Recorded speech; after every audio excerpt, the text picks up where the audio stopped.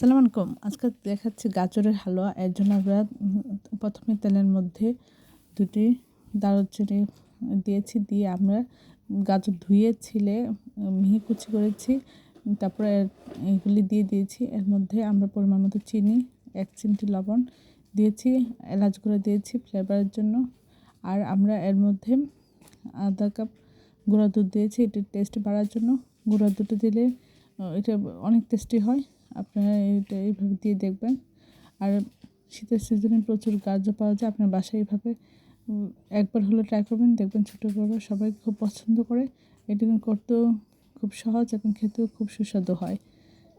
আমরা এখন এটি পানি শুকিয়ে যাচ্ছে। পানি শুকিয়ে গেলে আমরা এটি নামিয়ে পরিবেশন করব এবং আমরা বাদাম এবং কিশমিশ দিয়ে এটি সার্ভ করে নেব, পরিবেশন করব। এটি দেখতে যতটা সুন্দর, খেতেও ততটা মজা হয়। এটি সবাই পছন্দ করে। এই ধরনের সুন্দর সুন্দর ভিডিও পাওয়ার জন্য আপনারা সবাই আমার চ্যানেলটি লাইক এবং শেয়ার দেবেন, সাবস্ক্রাইব করবেন। আর প্রিয়জনকে বেশি বেশি করে শেয়ার দেবেন। তাহলে এই ধরনের সুন্দর সুন্দর ভিডিওগুলি দ্রুত পেয়ে যাবে। আপনারা এটা চ্যানেলটি ফলো দিয়ে রাখবেন, তাহলে দ্রুত আপনাদের কাছে নোটিফিকেশন চলে যাবে।